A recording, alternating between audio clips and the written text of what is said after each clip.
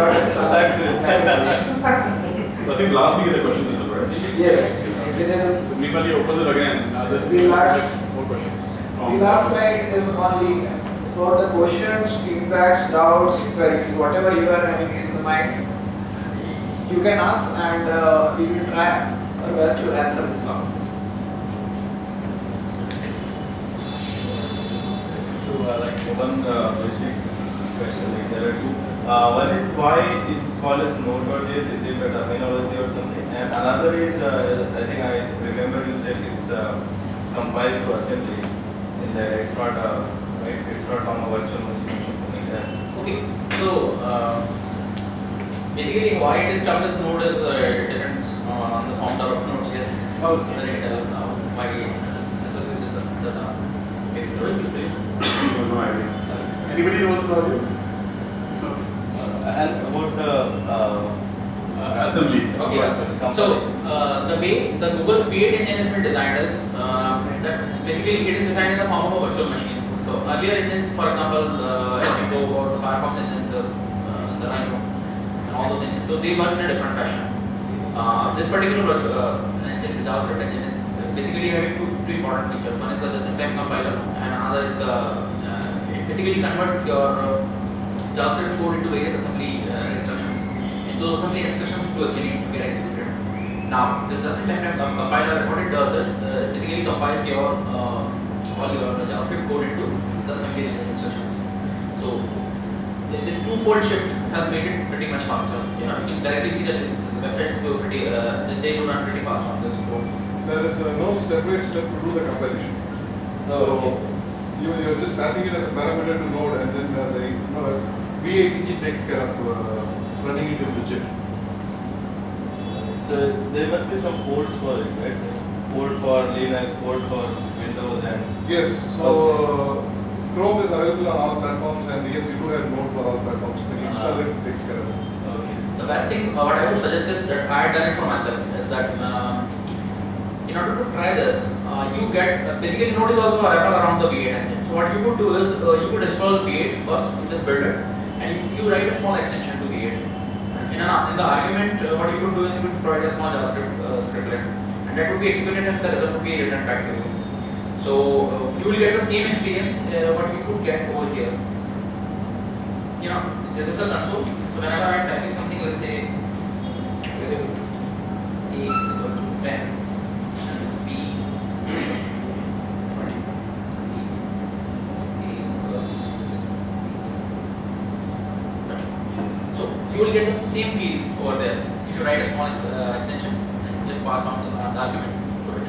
Because whatever we are going to write here, that is being passed to the V8 engine, and the V8 engine is going to the processor. Any more questions, guys? Yeah.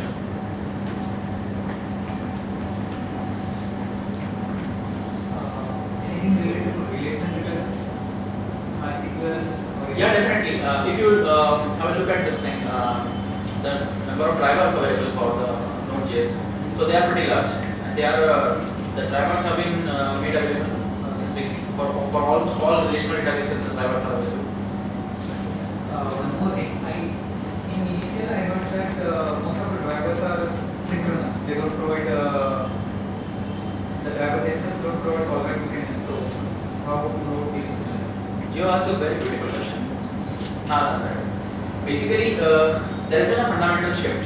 So you know, so far you call it a cultural shift or you call it an infrastructural shift. That shift was required because so far what was happening that most of the things are written in the block style. So that continued even in the Node.js time.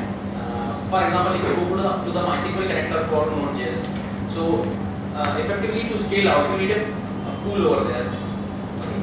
So basically, a pool is required to prepare a connection of threads and all those things. So even the same thing did crept in. But if you will go for the latest drivers, let's say for the MongoDB example which you just picked up. So if you could just look at this one.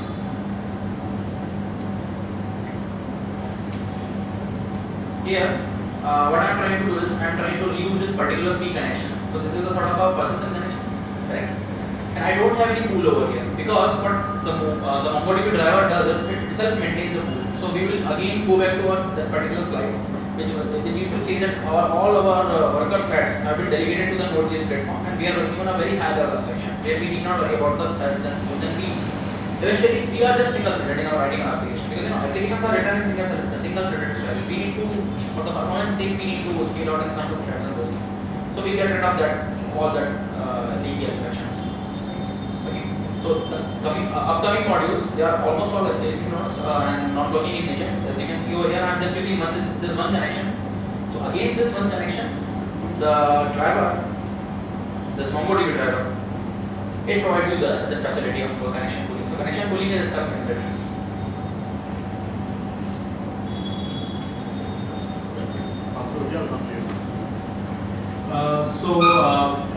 Here we see the scenario that client and server communication was implemented. So how it will behave for a server to server communication, like there is some service provided to a couple of servers which query for, let's say, about 5 million records per day at a time, and then it process it back to the request. That's a really beautiful question, and that is a common scenario in the clouds. Because in cloud everything is a sort of a service.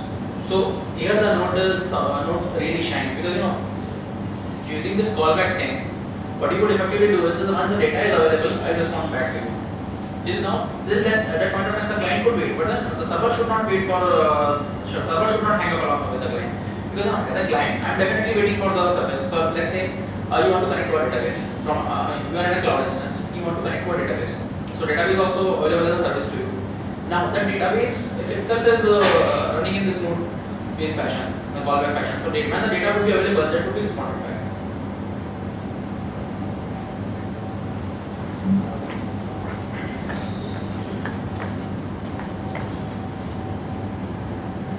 So how exactly this Node.js will work for PLM tools? Sorry, could you just highlight this word? So actually PLM is a product lifecycle management. Okay. So which actually deals with a huge amount of data. And we particularly use Teamcenter, Windshield or Innovia. So where we don't specify any drivers. So what you do in this code, did you specify a MongoDB driver or someone specifies a MySQL driver. So there we don't specify the drivers. We just only they have their inbuilt APIs which directly connects with the database, get the results, and so what we need to do in this PLM tools is we need to write that business logic. So what kind of data you need to require, how you put that data on the UI. So will this Node.js be useful in that case? Actually, I worked with a similar application a couple of times back, where we are working with sort of a workflow engine, which is sort of a PLM only, because the workflow engine needs to take care of the polling things, that it needs to poll from the provisioning servers, whether the files which we provided they are provisioned or not, and on the basis of those provisions we need to send mails to the aggregators and the people who are responsible for those shortcut provisioning and such kind of things. Normally it is associated with those things. So here how Node.js could solve your problem is that you can effectively scale out on, first of all, on the event-based things, because the real thing what you could do is you could provide everything in the form of callbacks. Now once you have JSON in place, so what you could effectively do is you can even provide your arguments as a form of in the form of closures. So for example, when I don't know that what API I need to hit, so I would be querying it on the basis of those parameters. I would be return back the arguments, and then those arguments we could even specify that what would be the actual APIs we need to hit. And even we are trying to develop such a kind of prototype where on the first request the user would be provided with various kind of roles and the APIs which he need to hit, and you need not specify the APIs in advance. So for example, let's consider a scenario if the application which we saw, so that was the subscribers screen where the people who actually subscribe to this application could build the badges. Let's take a different, let's imagine a different screen where the user is logging in and he could see only the badges. So in this particular scene, what happens that we need not tell the user or we need not tell in advance through our JavaScript codes that what APIs needs to be hit. Go to the next call. And we could just provide it into the next call. But you said we need to write like queries, but effectively what would happen is that once the user logs in, we would be supplying those APIs in the result set itself. So the user would be using those APIs to hit, and those APIs won't be mentioned statically in advance. In the first call, we won't be sending. So you're saying you have a reactive module, which will react on. Yeah, correct. Questions?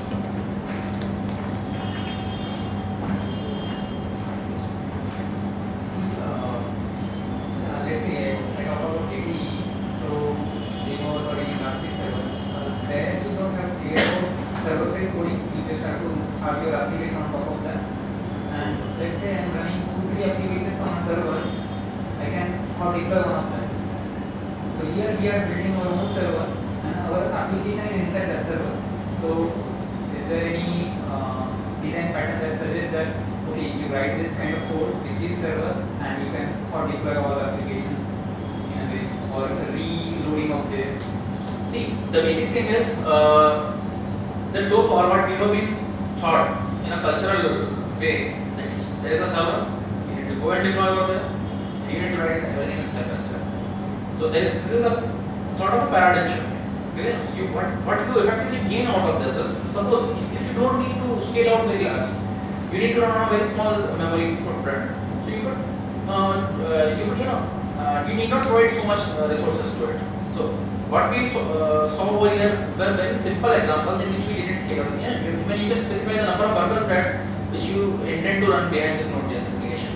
So even you can control that. So there is a lot of fine tuning which should be done. But the essential part is it should be easy to be picked up. Because if I tell a novice to just go with a JavaScript and Node.js and these things, it would be really easy for the one who is not having those backlogs in his head, like the PHP, Python application or the Java or whatever. So that would be easier for him.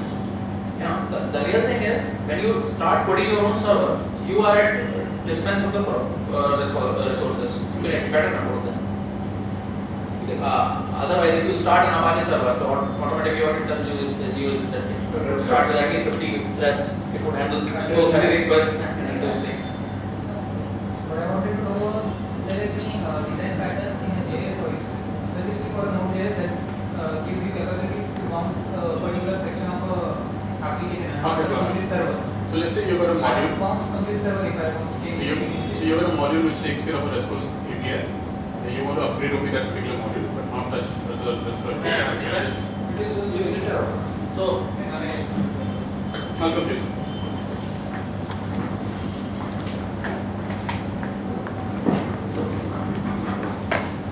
So it's like in any gateway application, right? Or if you're using any framework, let's say you're using Struts or you're using Spring, you generally have some kind of application, XML, config files, etc. The same thing when you're using Node, actually like the app.js, which tries to initially load some of the modules that you really require, and the rest of the things can actually be easily loaded as and when you need. So you know, there are two things basically. Packages and modules are something which could really help you structure your code and structure your JS files, etc. And you can have an initial configuration file called the main server or JS or based on whatever layers you want to build on your server side. So packages and modules are the only thing to help you out right now. Okay. So this question really was that one of the modules, if you want to change the version of one of the modules, right? Okay, I'm having an answer to it. Okay. So basically, your problem is that dynamically you want to add more modules and more APIs. Change the version of a module. Okay, you want to change the version of the module. Reload the module. You want to reload the module itself. So then, what you could do is you could effectively write a small reactor kind of thing in your code itself. Well, just go for a small reactor kind of thing. So whenever you want to change, so basically what it would do is it would pull from the directory. Okay, this particular thing is available, so just replace it with the current one. So when you are saying that require.js over here, so let's have a look at this. So all it says is that you require the MongoDB. Now you want to upgrade it on what requirement. So basically what you would be doing is basically you need to have some kind of polling mechanism. It says that okay, this file is present in the directory and the timestamp has been changed or something. Or some other mechanism of just replacing this var MongoDB with a new instead of MongoDB. Exactly. Yes. But right now there is no Who is the best designer for that.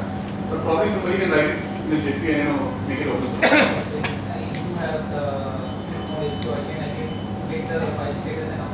Yeah, very good. That's very Very good. good. Probably we have to make open source put it out for that. Actually, the model for nodes go as a for that. Or notes about it. Okay, so one question which I have is let's talk about the ecosystem of Node.js when it comes to production, like clustering. So what I've been to a Node.js session in Delhi on Indeed Fest, they mentioned number of names which I cannot remember by any means. But there are different software pieces which require to actually run Node.js in a cluster and put it in. Do you have any idea about the production ecosystem? So what I've done is I myself tried with cloud. That's the Uhuru cloud. What I tried is, and basically they provide various Node.js services, the cloud services. So let's say what they provide so far is 3 flavors of Node for the 0.4, 0.6 and 0.8, the latest version. So I tried with the 0.6 version because I had few dependencies accordingly. And deployment is pretty simple because I don't guess any specific tools and all those things are required. Because all you need to do is you need to install Node.js on the platform required for the particular platform. Can you just show that service provider on your browser so that people can remember it? Because the name is kind of funny.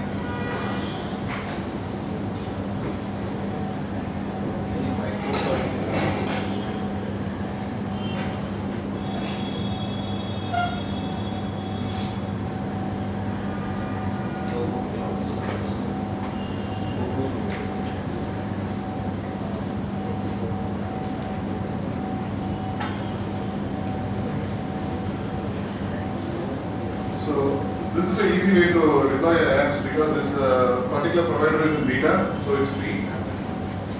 And this is one, and then there's another one called OpenShift, which is free for developers, and we have someone was taking a session on that on the 24th on TechNext. So these are a couple of service providers where directly you can post your app on a public API, and the people can directly consume it. So they have MongoDB instances, MySQL instances, Node instances.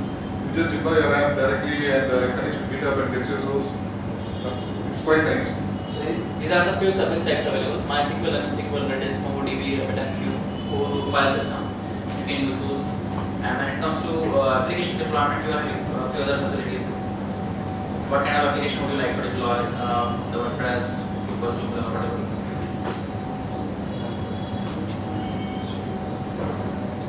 This cloud service, what is this cloud service? Uhuru Cloud. Maybe so with UHURU cloud. That is free. That is free. It's a beta. So it's free. So it's not meant for production. It's not meant for production. It's not meant for production by any chance. It's UHURU. Uhuru. And OpenShift is from Red Hat community. So we are having Shekhar Gulati, who is a evangelist at Red Hat, coming to TechNext maybe for November, where we're talking about OpenShift, Java servers, and MongoDB together. How do you create a spatial geo application? Okay, so what do you want to talk about this? So you're done with it. Great. You want to talk about before we close? You want to talk about the badge, the Kino badge, and the limitation about members. I'd love to talk about that. So.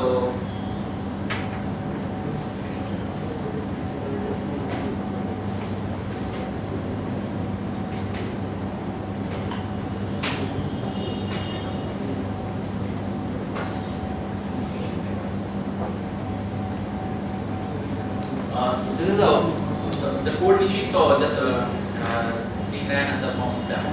So this is basically the GitHub location for it. We seek participation of the people who are enthusiastic about developing in Node.js and this powering this whole ecosystem. So that would be a sort of takeaway for us. So anybody who's interested in this, we just post an email address or some form on the TechNext site itself on the same page, and you guys can then register with that, who is interested in coding along with us on this open source gamification engine, which is developed in Node.js.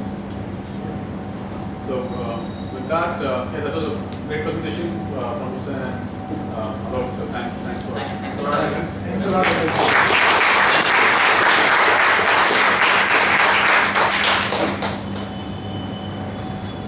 Guys, before we split, there's one more thing. We are having another group called as Pune GDG. How many people are knowing about this group? Okay, it's called as Pune Google Developer Group. We have an upcoming event coming on 10th of November. So it's a workshop on Android. Jerry has been speaker on that platform for number of number of events, and he will be one of the persons for for a workshop. So why don't you talk about it? Meanwhile, just put the page up on the. Hello everyone. I'm Jerry. I'm a frequent speaker at Pune GDG, Pune Google Developer Group. And on 10th of November, we'll be hosting an event which is for professionals as well as for students who want to learn Android or who want to build something with Android. So I'll be speaking on an application which is a movie search application. So you enter a movie name and it gives you information about movie characters, its thumbnail and previews and all those things. So essentially what all is going to be built in this application is how do you create a HTTP client and talk to a third-party web service, and then you design a UI, and how do you handle the response, parse JSON, and all this basic stuff that usually students don't know. Even at my age as a student, I never knew that. So that is going to be an exciting session, and then build all the UI and all these components, and then create an entire application from scratch. So that's all it is going to be. So those who are interested should register at meetup.com/Pune-GDG. It is Google Developer Group, and please RSVP there. That's all about GDG.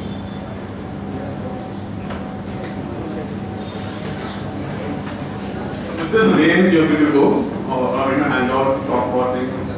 Thanks everybody for coming over here. Good crowd, good questions, really appreciate it. Or you can go here.